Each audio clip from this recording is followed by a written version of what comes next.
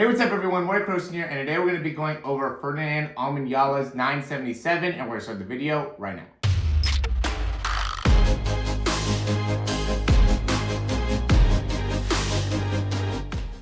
All right, so we have Ferdinand Amanyala right here in the middle lane 5, and he ran an African record 977 just about a week ago now, a little bit under a week ago. I probably should have made this breakdown a little bit earlier, but anyway, we'll go ahead and hop right into it. He really came roaring back and almost was able to beat Trayvon Bromell here, who ended up running 976, which is really the fastest time in 2021. Everybody talks about how the air here, I guess, is just very, very thin, so it's a little bit easier to sprint through here. But we're going to go and we're going to start off with the initial kind of action here. What stands out to me is really more on Trayvon Bromell and how well he does of getting like that foot right down and being really on his toes right here. And if we compare that to, Ferdinand as he comes out, he really ends up bringing that foot really far out to the side and really far back. So you can really see the different actions here as he's coming out.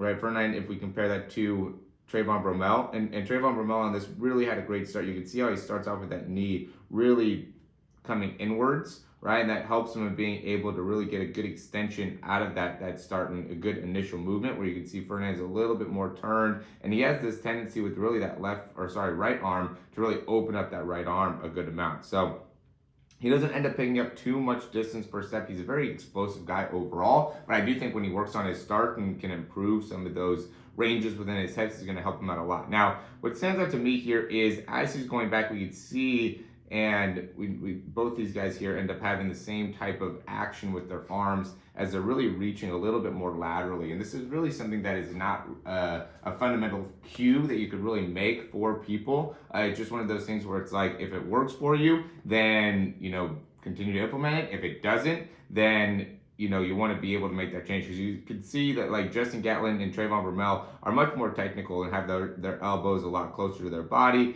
and have a lot more of the fundamentals down, where Ferdinand Amanyala here is really wide with his arms, and because of that, there ends up creating a compensation that you have to be able to really understand in order to utilize properly, right? So because he has a little bit wider shoulders, has wider movement within his arms, he now has to be able to do more to stabilize the core, and he also has to do more to be able to stabilize the hips in the flexion and extension, right? So he has to be able to kind of compensate for that in order to really control that wide momentum that he's creating within the upper body. But the thing is that because he's able to swing so far side to side like that, he does give himself the opportunity to generate more momentum. So if he does control it well, it helps him in being able to reach more in the top speed. And that's why he was able to catch up to Trayvon Bromell, is really because, he's a wider guy in general, right? Of all these other racers or sprinters, he's by far the thickest person.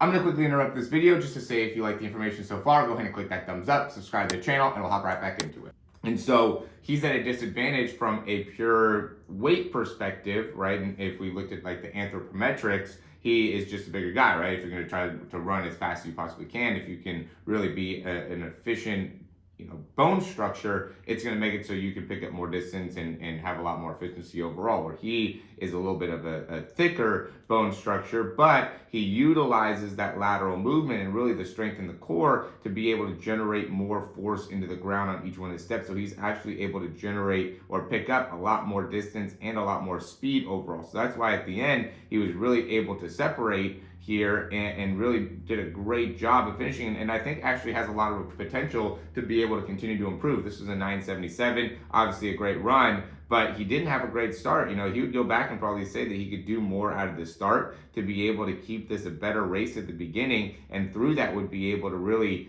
probably win this race, in my opinion, right? Because he was good with his reaction. It wasn't anything to do with the reaction. It just had everything to do with how he took those first steps, right? If he could, instead of going out and allowing his foot to come all the way back underneath here, really be able to reach and touch like how Trayvon Bromell does, right? If we go back and look to see how Trayvon Bromell just goes right down, touches that foot, or we could see Amanyala goes out, and then instead of touching the foot right there, he ends up swinging that foot back for a couple frames, so he doesn't land picking up near as much distance. Again, he's an explosive guy. He was able to still get to his top speed efficiently, but could have picked up more distance per step, could be a little bit stronger in the ankles and the ability to really master the block start, and from that will be able to really improve his top speed. Again, he's really side to side in his start here, and in ways that ends up being a benefit for him when he gets to the top end speed. But if he doesn't master the steps and how he should be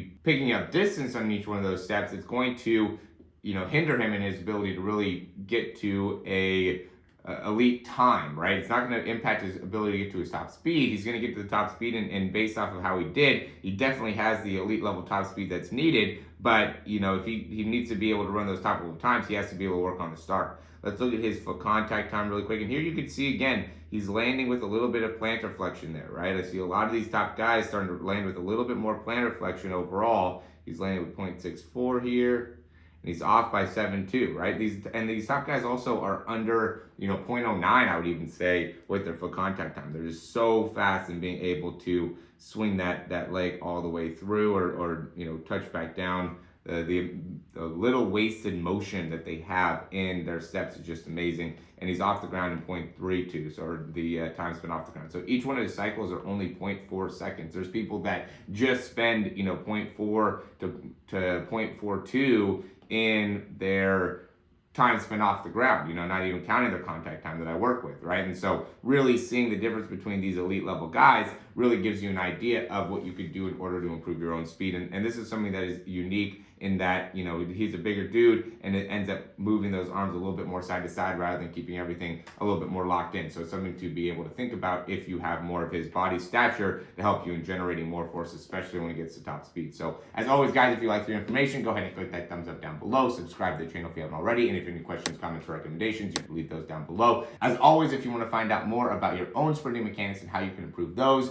you can go ahead and check out the description down below. We do offer speed breakdowns, be able to compare you to some of the top athletes in the world and really show you how you can improve your running technique. And that's the big thing here. It's all about technique. It's all about how much time are you spending on the ground, how much time are you spending with your foot off of the ground, and then how much distance are you picking up per step. If we can all make that more efficient, then undoubtedly you're going to improve your top end speed and really make it so you can improve your overall times, right? Because we want to look at the start, we want to look at your drive phase, we want to look at your top end speed phase. I talk a lot about how drive phase is really something that a lot of people struggle with, and so being able to understand how to build yourself up to your top speed is a big focus that I put on in terms of being able to improve your ability to run faster, whether it's in soccer, football, track, whatever the case may be. I want to help you improve your speed, and really focusing on some of these key mechanics could be really, really important. As you guys know, that when it comes to running a top tier sprint, or even a great 40, a great 60, whatever the case may be, 0.2 of a second makes a big difference. 4.6 to 4.4 is a big difference, and that all goes into